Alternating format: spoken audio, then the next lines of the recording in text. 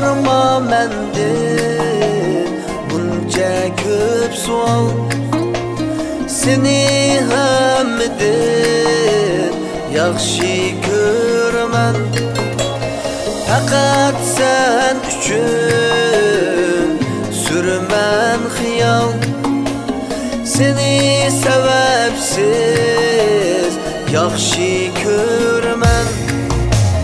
Yok yok sebebi yok.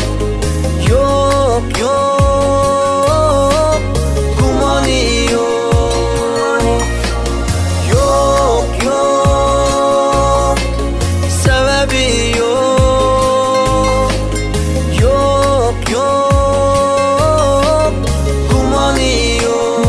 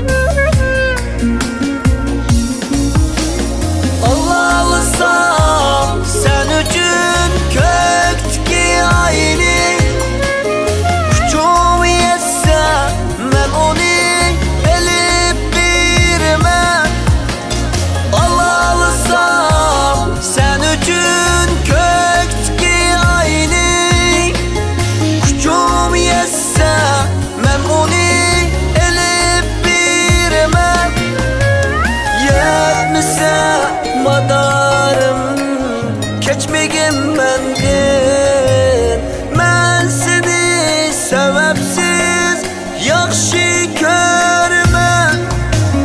Yok yok sebebi yok.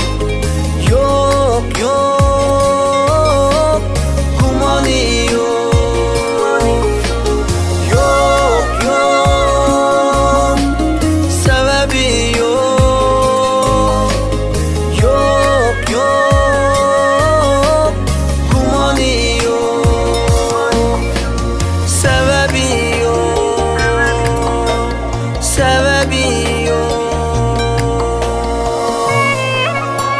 Seni şunchalik yaxshi ko'ramanki, yaxshi ko'rishimning hech qanday sababi yo'q.